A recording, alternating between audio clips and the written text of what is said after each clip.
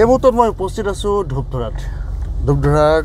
দীপাংকৰ ৰাভাৰ সৈতে আমি আহি আছোঁ এটা বিশেষ স্থানলৈ আমি ক'ত গৈ আছোঁ ঠাইডোখৰ নাম কি এইখিনি ঠাই বৰ্তমান চিকাৰী পাৰ্ট 1 বুলি কয় তো শান্তি কুমুতি বুলি এটা জাগা আছে তো তিনিখন ৰাইজে এই জাগাখিনি ৰাখি থৈছিল বৰ্তমান ইয়াত গাছ গছনি নাই সেইটোৰ কাৰণে আমি তো কল বাগানৰ কাৰণে সেই মাটিখিনি লিজত লৈছোঁ 1 বছৰৰ কাৰণে হয় আৰু এই দীপাংকৰ ৰাভাই আৰম্ভ কৰিছে সেউজ বিপ্লৱ এই অঞ্চলটোত আচলতে ৰাভা সাহিত্য সাহিত্য পৰিষদৰ এই অঞ্চলটোত বিভিন্নজন লোক বিভিন্ন ধৰণৰ খেতিৰ সৈতে জড়িত হৈ আছে দীপাংকৰ ৰাভাও এইদৰে এই অঞ্চলটোত কল খেতি আৰম্ভ কৰিছে কিমান বিঘাৰ কলৰ খেতি আছে আমাৰ এইবলে 120 বিঘা আছে টোটাল 3টা প্লট আছে হয় বৰ্তমান সবচে বেছি আছে শান্তি কুমুতিতে ইয়াতে কুমুতিটো ইয়াতে 52 বিঘা এটা প্লট আছে হয় তাতে দুটা প্ৰজাতিৰ আছে এটা চাম্পা কল আছে এটা আমি চিনি চাম্পা বুলি কওঁ হয় পিছত আৰু সাহেব বুলি নকওঁ এতিয়া এই দুটা আছে বৰ্তমান এটা ভাল খবৰ এজন যুৱক তেওঁ এদিন কাম কৰিছিল ইটা ভাটাত তেওঁ কাম কৰিছিল হিলৰ কুঁৱৰীত তাৰপিছত তেওঁ ঘূৰি আহিলে তেওঁ নিজৰ জন্মস্থানলৈ আৰু আৰম্ভ কৰিলে কৃষিৰ সৈতে জড়িত হৈ পৰিলে আৰম্ভ কৰিলে কলৰ খেতি কিন্তু ভাবিব নোৱাৰিব সেই যুৱকজনে যোৱা সময়ছোৱাত ইমান কিছু উন্নতি কৰিলে যে তেওঁ এতিয়া এখন 100 বিঘাৰকৈ অধিক কলৰ বাগানৰ মালিক কিছুদিনৰ পূৰ্বে তেওঁ এখন গাড়ী ক্ৰয় কৰিছে এই গাড়ীখন এই বলেৰোখন ক্ৰয় কৰিছে কল বিক্ৰী কৰা ধনেৰে তেওঁৰ নাম হৈছে দীপাংকৰ ৰাভা মই আছোঁ বৰ্তমান ধূপধৰাৰ এখন কল বাগানত দীপাংকৰ ৰাভা নমস্কাৰ স্বাগতম জনাইছোঁ আপোনাৰ এই কল বাগানখন আপুনি কেতিয়াৰ পৰা আৰম্ভ কৰিছিল বুলি কৈছে আজিৰ পৰা আমি যদি কল বাগানখনৰ ভিতৰৰ মাজৰ দৃশ্য কিছু চাই আমি কথা পাতিব পাৰোঁ আমি আগবাঢ়ি গৈ হয় আমি এই কল বাগানখনৰ ভিতৰ ভাগলৈ আমি যাব চেষ্টা কৰিছোঁ এই কল বাগান আমি দীপাংকৰ সৈতে কথা পাতিম আপুনি আৰম্ভ কৰিছিল কেতিয়াৰ পৰা আজিৰ পৰা মোটামুটি 16 ইয়াৰ হ'ল আজি 16 বছৰ ৰানিং হ'ল বৰ্তমান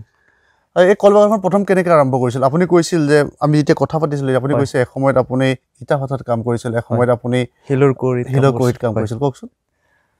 প্ৰথম যেতিয়া হায়াৰ সেকেন্ডাৰী দিলোঁ তাৰপিছত হায়াৰ সেকেন্ডাৰী দিয়াৰ পিছত আৰ্থিক অৱস্থা একেবাৰে দুৰ্বল আমাৰ দেউতা হ'ল কাৰ্পেণ্টাৰ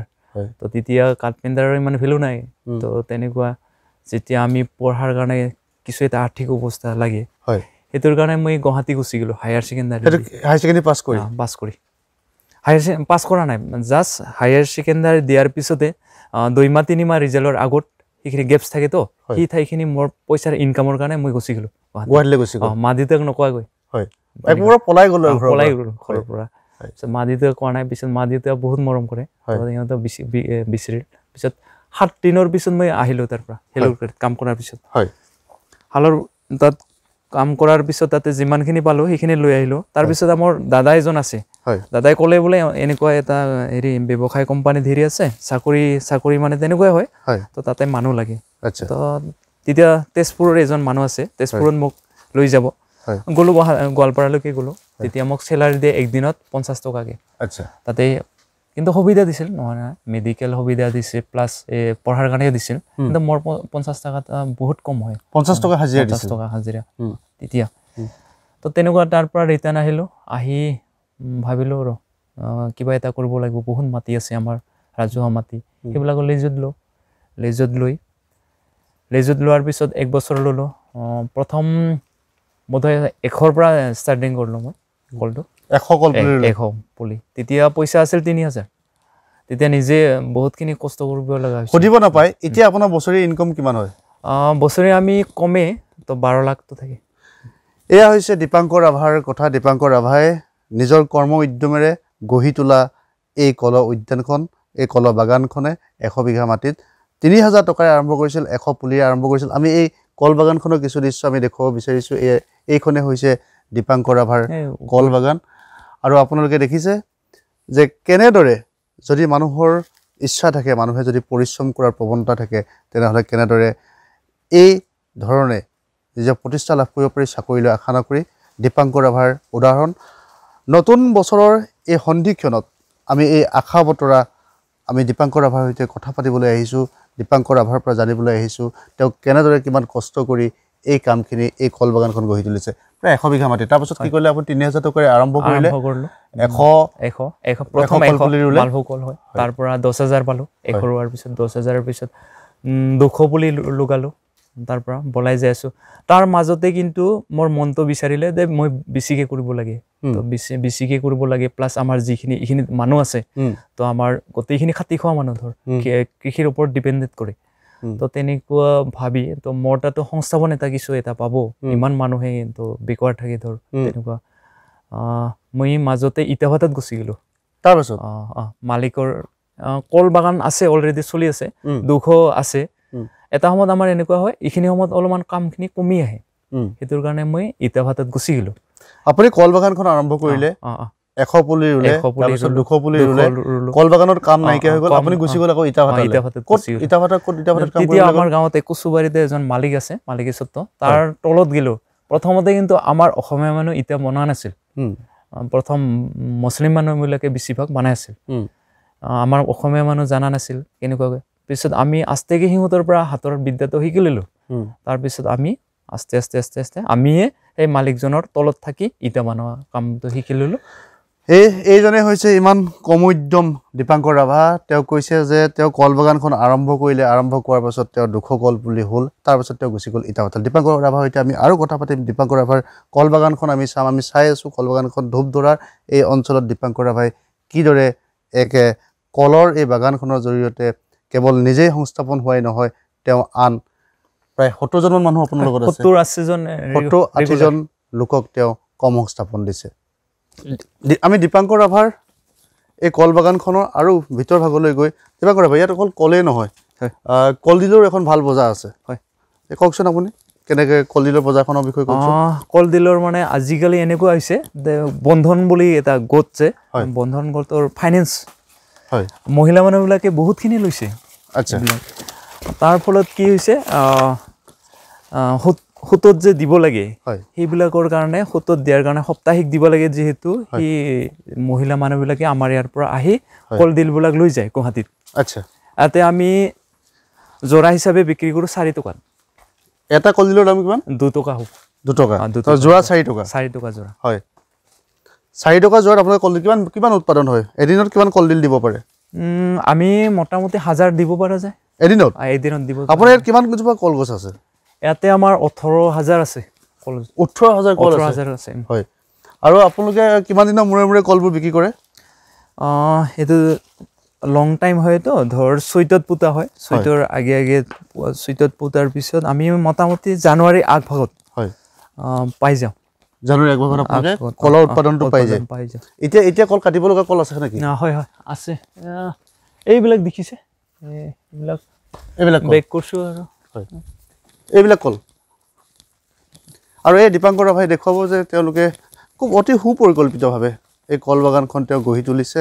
তেওঁ কৈছে ইয়ালৈ বিভিন্নজন মানুহ আহে আৰু তেওঁ এইটো কথা কৈছে যে তেওঁ 3000 টকাৰে আৰম্ভ কৰা এই কল বাগানখন তেওঁ এতিয়া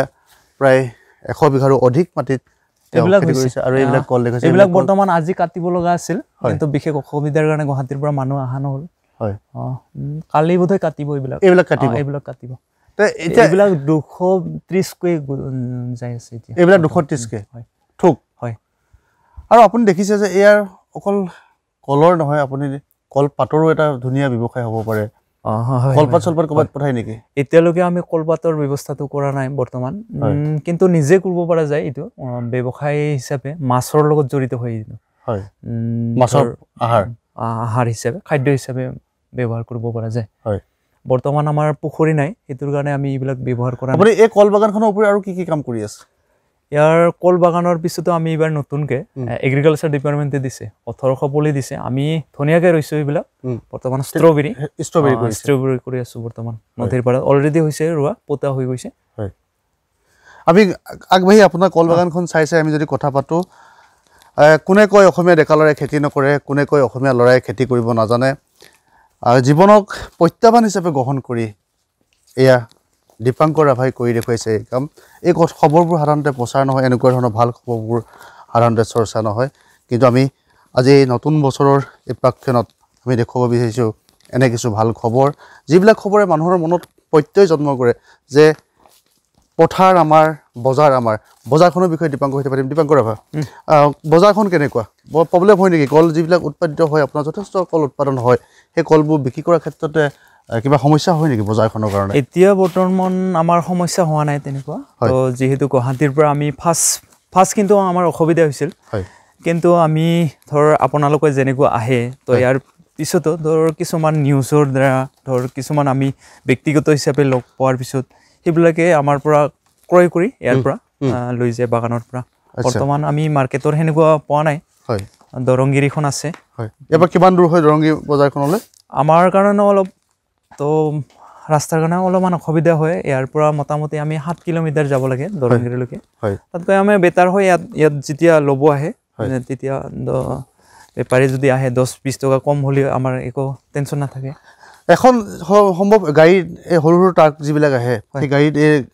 কলবিলাক লৈ যোৱা হয় এখন ট্ৰাকত কিমান থোকমান কল যায় যদি মিডিয়াম চিষ্টেমৰ লোৱা যায় তেতিয়া 150 যায় আৰু যদি হাইটো লোৱা যায় তেতিয়া 120 তেনেকুৱাই যায় আৰু পইচা পাতি লগে লগে দিয়া হয় পইচা পাতি এনেকুৱাই হয় তো প্ৰথম অৱস্থাত কেনেকুৱা আছিল যেতিয়া আমি বাকি কৰি দিছিলোঁ বাকি কৰি দিয়াৰ পিছত তেতিয়া অলপমান খেলি মেলি হৈ যায় বেপাৰ বাণিজ্যৰ কথা সেইটোৰ কাৰণে তো আমি এতিয়া বাকি নিদিওঁ তো ডাইৰেক্ট হেণ্ড কেছ আৰু এটা সমস্যা যে এই অঞ্চলটোত হাতী বনৰীয়া হাতীৰ উপদ্ৰৱ আছে ইয়াত হয় নেকি তেনেকুৱা কিবা হাতী মানে আমি হাতীক কিবা নকৰোঁ তো সিহঁতে আহে নাহা নহয় 2 দিন আগতে আহি গ'ল আমি 2 এডাল যদি খায় একো নাই তো আমি থাকোঁ থাকিলেও বেছিকৈ যদি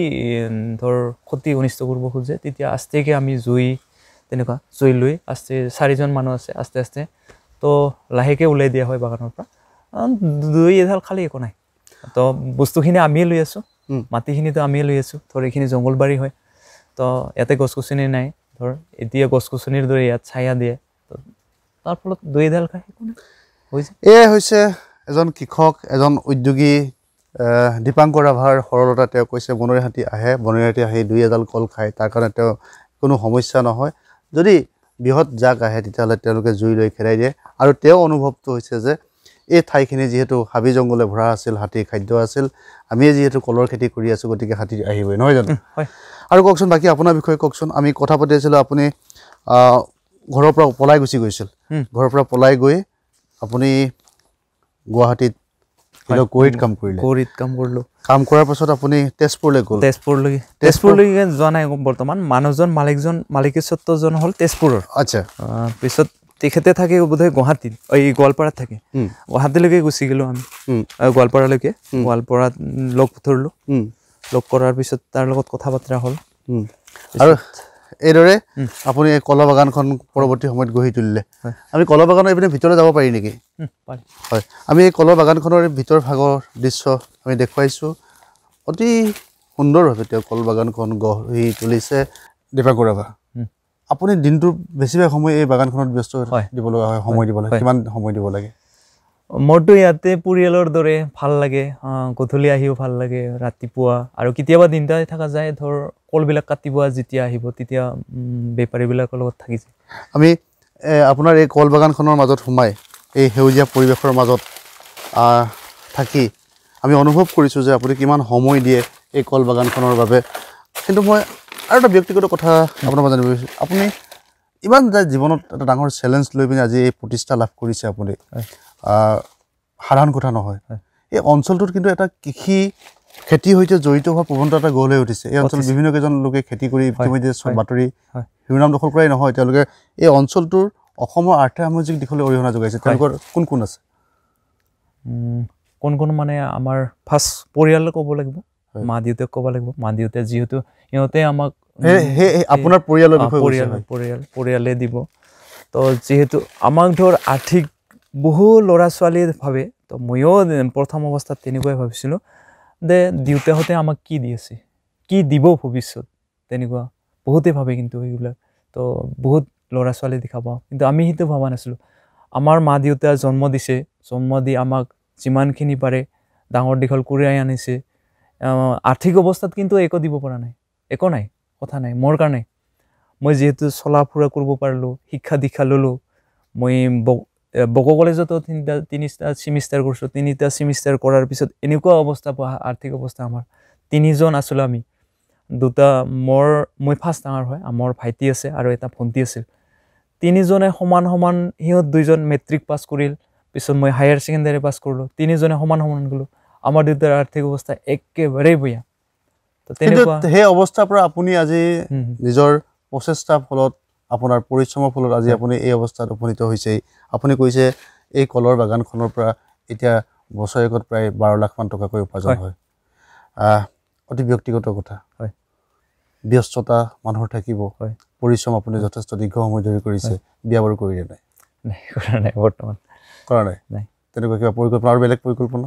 পৰিকল্পনা মানে এতিয়া ধৰ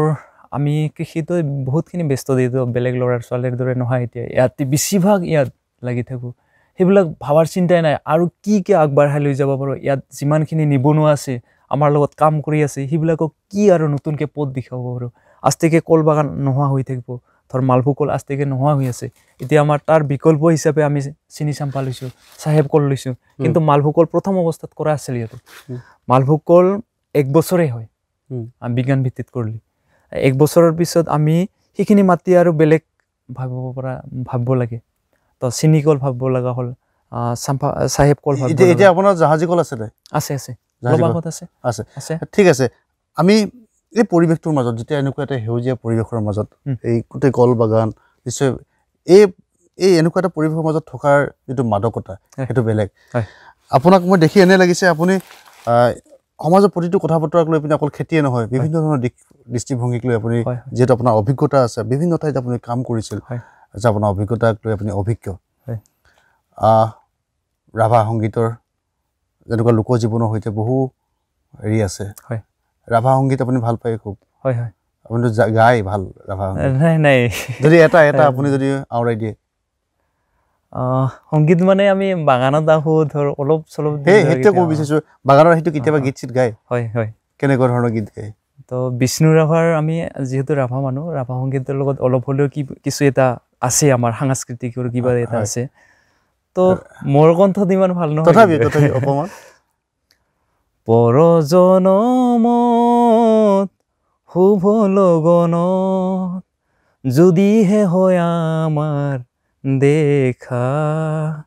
পুৰাবানে প্ৰিয়ে ই জীৱনৰ মৰি অপূৰ্ণ হিয়া হ'ব ঠিক আছে দীপাংকৰ ৰাভা এজন ভাল খেতিয়কে নহয় তেওঁ ইমান ধুনীয়াকৈ গীত গাইছে ৰাভা গীত নাজানে একদম অৰিজিনেল ৰাভা তেনেকুৱা আমি যদিও ৰাভা হয় আমাৰ ৰাভা ভাষাৰ লগত ইমান এটা কিবা নাই তো আমাৰ মা দেউতা যদিও ৰাভা হয় কিন্তু আমি অসমীয়া ভাষাৰ লগতহে কিবা হয় তো ৰাভাটো আমাৰ কাৰণে আমি ৰাভা হয় কিন্তু আমি শিক্ষাখিনি পোৱা নাই বৰ্তমান ৰাভা হয় তথাপি ভাল লাগিল দীপাংকৰ ৰাভাই ইমান ধুনীয়াকৈ তেওঁ কল বাগানৰ মাজত থাকি তেওঁ পৰজনমৰ শুভ লগনত এই গীতটো গালে বিষ্ণু ৰাভাই এই গীতটো গালে মই চাওক এই পৰিৱেশৰ মাজত আজি এনেকুৱা লাগিছে যে আপুনি ইমান পৰিশ্ৰম কৰি আপুনি আজি প্ৰতিষ্ঠা লাভ কৰিছে 100 বিঘা মাটি কল খেতি সাধাৰণ কথা নহয় যথেষ্ট পৰিশ্ৰম জড়িত হৈ আছে এই অঞ্চলটোত মানে বিভিন্ন ধৰণৰ যুৱক যুৱতী দেখা পোৱা গৈছে অতি শেহতীয়াকৈ বিভিন্ন কৃষি ক্ষেত্ৰত জড়িত হৈ পৰিছে আপুনি নিজে কৈছে যে ইয়াৰ প্ৰত্যেকজন লোকেই কৃষি কৰে কৃষি ক্ষেত্ৰ কৰে কোনোবাই কল খেতি কৰিছে কোনোবাই আকৌ বেলেগ খেতি কৰিছে ইয়াত কি খেতি হয় সাধাৰণতে আমাৰ ইয়াতে প্ৰথম স্থান পাইছে ধানটোৱে পাইছে তো এটা সিজন ধান কৰে ধানৰ লগতে তো কল খেতিটো প্ৰত্যেকটো প্ৰত্যেকজন গিৰিৰে আছে কল খেতি কল খেতিৰ পিছত এতিয়া আৰু নতুনকৈ আহি আছে এতিয়া মানুহে কিছুমান আমাৰ ঐতিহাস চামে তো সোণালী মুৰ্গী বুলি যোনটো থলুৱা মুৰ্গী সেইবিলাক কৰা হৈছে কিছুমান ফিচাৰীৰ ওপৰত গুৰুত্ব দিছে ফিচাৰী হৈছে লাহেকৈ তো পৰিৱেশ অনুযায়ী ষ্টেপ বাই ষ্টেপ কৰি গৈ আছে নিশ্চয় আমি তেওঁ কল বাগানখনৰ আৰু কিছু ভিতৰৰ বিভাগৰ দৃশ্য আমি দেখুৱাবলৈ চেষ্টা কৰিছোঁ আমি দীপাংকৰ ৰাভাৰ সৈতে কথা পাতি আছোঁ দীপাংকৰ ৰাভাই আমাক দেখুৱাই আছে তেওঁ কল বাগানখন এয়া 1-2 বিঘাৰ কল বাগান নহয় প্ৰায় 100 বিঘা কল বাগান এই কল বাগানৰ ভিতৰ বিভাগৰ দৃশ্য আমি দেখুৱাই দীপাংকৰ ৰাভাৰ সৈতে আমি আৰু কি দেখাব আপুনি আপোনাৰ ইয়াত আৰু কি আছে ইয়াতে দুটা প্ৰজাতিৰ আছে প্ৰথমটো চিনি চাম্পা বুলি হেনা কয় প্ৰথম দেখালোঁ আমি এতিয়া চাহেব কল যোনটো আমি শ্বিলঙীয়া চাহেব বুলি কয় বিহাৰীবিলাকে সেইটো দেখাব গৈ আছোঁ সেইটো ইয়াতে আছে ইয়াত আছে আপোনালোকে কলবিলাক ৰুমতে ভাগ ভাগ কৰি ৰুৱে নহয় জানো এইডোখৰলৈকে আমুক কল আৰু পানী দিব লাগে নেকি ইয়াতে পানী চানী দিয়াৰ কিবা ব্যৱস্থা পানী মানে আমাৰ ইয়াতে ধৰ এতিয়া পানী নাই কিন্তু আমাৰ যিমানখিনি পানী আহি থাকে আমাৰ কাৰণে সুবিধাজনক তো জলবায়ু ঠিক কলৰ কাৰণে উপযোগী হয় আচ্ছা এইখিনি কি কল বুলি ক'লে এইবিলাক চাহেব কল হয় এইবিলাক চাহেব কল এইবিলাক বিক্ৰী কৰা হৈছে আৰু এইবিলাক পুলি আহি আছে বৰ্তমান পুলিবিলাক ইয়াৰে এডালকে ৰাখি বাকী আমি এইবিলাক উঘলাই পেলাই বিক্ৰী কৰি দিম এই পুলিবিলাক বিক্ৰী কৰি দিয়ে এটা পুলিত কিমান যদি আমাৰ এই অচৰখণ্ডতে যদি আমি দিওঁ ধৰ আমাৰ যিবিলাক আৰু নতুন উঠি অহা চাম তেখেতসকল তো নিবনুৱা হিচাপে আছে তো আমাৰ লগত যদি যোগাযোগ কৰে সেইবিলাকক তেখেতসকলে যদি উঠাই নে এইবিলাক চাহেব কলৰ পুলিবিলাক আমি 7 টকাকে দি আছোঁ আৰু বেলেগত যদি দিয়া হয় বেলেগ আমি বোধহয় এভাগে দিলোঁ শিৱসাগৰ হিটো চাইডে দিছোঁ পুলি আৰু মেঘালয়ত দিছোঁ কিমানকে দিছে এইটো তো এইবিলাক আমাৰ উঠি অহা চামে যদি বিচাৰে 7 টকাকে দি আছোঁ আৰু বাহিৰত দিলে বাহিৰত কিন্তু 12 টকাকে দি আছোঁ আৰু তেওঁ জনালে যে ওচৰৰ যদি কোনো লোকে যদি এই কলৰ পুলি ল'ব বিচাৰে তেনেহ'লে সেই কলৰ পুলি এটা কলৰ পুলিত 7 টকাকৈ দিব চাহেব কল নহয় জানো চাহেব কল আৰু যদি বাহিৰৰ কোনো লোকে নিয়েহি তেতিয়াহ'লে তেওঁলোকে এটা কলৰ পুলিৰ দাম 12 টকাকৈ ইয়াৰ পৰা এডাল কল গছত মোটামুটি 3 ডাল বা 4 ডালকে পুলি থাকে বিক্ৰী হয়নে বিক্ৰী হৈছে হৈ যায় সাপ্লাই আহে বৰ্তমান মেঘালয় চৰকাৰে কেতিয়াবা সাপ্লাই দিয়ে আচ্ছা তো সিহঁতে 4 টকা বা 7 টকাকে লৈ যায় বেছিকৈ লৈ যায় যিহেতু তেতিয়া কমি যায় দামটো কমি যায় আৰু আপোনাৰ ইয়াতে কিমান মান এই চাহাব কল যিটো জাহাজী কল ইয়াতে 3000 আছে বৰ্তমান 3000 আছে আৰু টোটেল কল বাগানখনত আপোনাৰ টোটেল কল এতিয়া আছে 18000 আপুনি নতুন নতুন কল পুলিটো আনি থাকিব লগা লগাই থাকিব লগা হয় নহয় মানে এইটো মালভোগ কলৰ ক্ষেত্ৰত বেলেগ হয় তো মালভোগ কল যেতিয়া প্ৰথম অৱস্থাত কৰবি প্ৰথম অৱস্থাত কৰাৰ পিছত 1 বছৰৰ পিছত মিচুৰিটি হৈ যায় মিচুৰিটি হোৱাৰ পিছত সেইখিনি মাটি কিন্তু মালভোগ কলৰ কাৰণে উপযোগী নহয় এবাৰে কৰিব পাৰে হয় তো কিছুমানে আমাৰ এনেকুৱা হৈছে কিছুমানে এইবিলাক এক্সপিৰিয়েঞ্চ কৰা হৈ আছে তে চাই আছে যে 2 বছৰ পাৰি নে নোৱাৰি তো সেইটো কেতিয়াবা সাকসেসফুল হৈ যায় কেতিয়াবা কিন্তু হোৱা নাযায় বেছি ম্যাক্সিমাম সাকসেসফুল নহয় এটোৰ কাৰণে এটা ঠাইত একবাৰে মালভোগ কলটো কৰা হয় ঠিক আছে দীপাংকৰ ৰাভা বৰ ভাল লাগিল নতুন বছৰত আমি ভাল খবৰৰ সন্ধানত আহি আজি উপস্থিত হৈছিলোঁ ধূপগুৰিত ধূপধাৰাত আৰু ধূপধাৰাত আমি ধূপধাৰা কচুবাৰীত আমি দীপাংকৰ ৰাভাক লগ পালোঁ দীপাংকৰ ৰাভাৰ সৈতে আমি কথা পাতিলোঁ আমি এই কথা অনুভৱ কৰিলোঁ যে পৰিশ্ৰম কৰিলে লাগি থাকিলে মাগি নাখায় পৰিশ্ৰম কৰিলে মানুহে জীৱনত সফলতা লাভ কৰিব পাৰে মাত্ৰ 3000 টকাৰে আৰম্ভ কৰিছিল দীপাংকৰ ৰাভাই এই কলৰ বাগানখন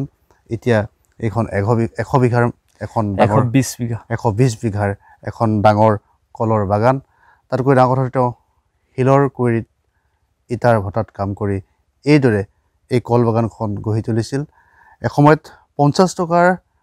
হাজিৰাত নহয় জানো 50 টকা হাজিৰা কৰা দীপাংকৰ ৰাভাৰ এতিয়া বাৰ্ষিক উপাৰ্জন প্ৰায় 12 লাখ টকা ভাল লাগিল দীপাংকৰ ৰাভা নতুন বছৰৰ শুভেচ্ছা থাকিল আপুনি এনেদৰে আগবাঢ়ি যাওক আপোনাৰ দৰে যুৱকে আপোনাৰ দৰে এই কৃষি বিপ্লৱ এই কৃষি ক্ষেত্ৰখন আগুৱাই অহা নতুন প্ৰজন্মই অসমৰ আৰ্থ সামাজিক দিশলৈও আৰু অৰিহণা যোগাওক ধন্যবাদ